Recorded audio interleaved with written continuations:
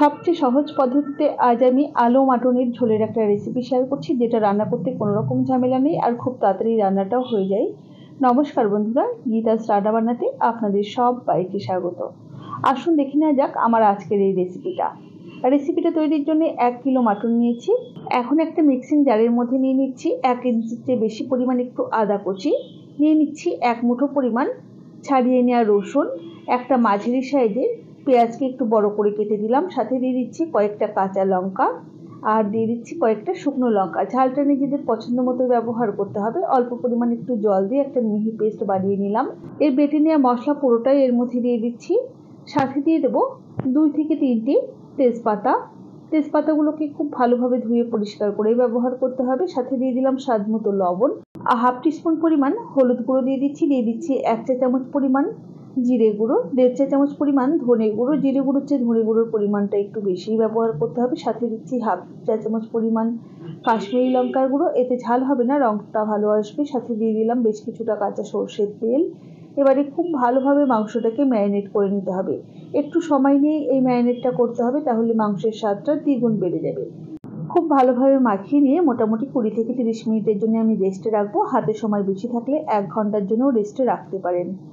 এবারে রান্নাটা করবার জন্য গ্যাসে একটা কড়াই বসিয়ে দিয়ে দিলাম অল্প পরিমাণ তেল, যেহেতু প্রথমে আমরা ম্যারিনেটের মধ্যে তেল দিয়েছিলাম, তো সেই বুঝেই তেল দিয়েছি। আর শুকনো লঙ্কা জিরে ফোড়ন দিয়ে ফোড়নটাকে হালকা করে ভেজে নিয়ে দিয়ে দিলাম পেঁয়াজ কুচি। এখানে আমি 3টে মাঝারি সাইজের পেঁয়াজ ব্যবহার করেছি। পেঁয়াজটাকে ক্রমাগত নাড়াচাড়া করে এরকম হালকা করে ভাজতে হবে, যাতে পেঁয়াজটা একটু নরম হয়ে আসে আর কালারটা একটু চেঞ্জ হয়ে যায়। খুব বেশি ভাজবার কিন্তু দরকার নেই এই রেসিপিতে।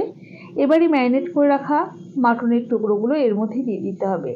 আমার এই রেসিপিটা আপনারা কে কোথা থেকে দেখছেন অবশ্যই আমাকে কমেন্ট বক্সে কমেন্ট করে জানাবেন, তাহলে আমি জানতে পারবো আপনারা কোথা থেকে আমার ভিডিওগুলো দেখছেন।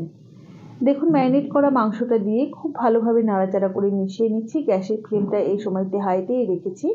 মোটামুটি খুব ভালোভাবে নাড়াচাড়া করে মিশিয়ে নিলাম। এরপর গ্যাসের ফ্লেমটা একটু কমিয়ে রেখে ঢাকা দিয়ে মোটামুটি 15 থেকে 17 মিনিট সময় নিয়ে কষিয়ে নিতে হবে। আর মাঝে 2 একবার ঢাকা খুলে নাড়িয়ে দিতে হবে। আর কিন্তু কোনোই ঝামেলা নেই এই মাংস রান্না করতে, শুধুমাত্র 2 একবার নাড়িয়ে দিতে হবে আর গ্যাসের ফ্লেমটা কমিয়ে রেখে মাংসটা রান্না করতে হবে।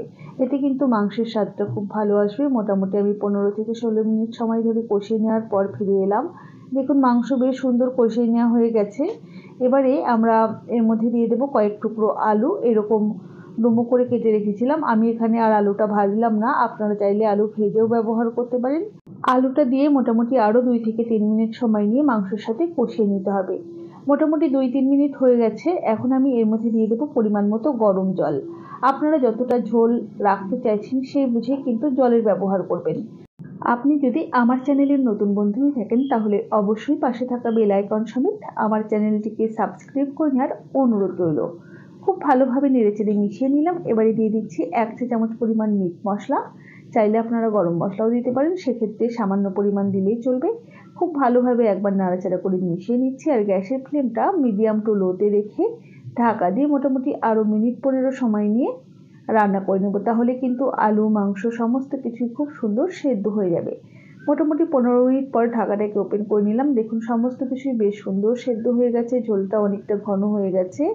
এবারে গ্যাসের ফ্লেমটা বন্ধ করে পরিবেশন করে দেব। আমার এই রোজকার মাটনের ঝোলের রেসিপিটা আপনাদের কেমন লেগেছে অবশ্যই আমাকে কমেন্ট বক্সে কমেন্ট করে জানাতে ভুলবেন না যেন। ভালো লাগলে অবশ্যই একটা লাইক করবেন আর বন্ধুদের সাথে প্রচুর প্রচুর শেয়ার করবেন। তাহলে আজ এই পর্যন্তই। সকলে ভালো থাকবেন, সুস্থ থাকবেন। হাজির হয়ে যাব নতুন কোনো রেসিপি নিয়ে। ধন্যবাদ।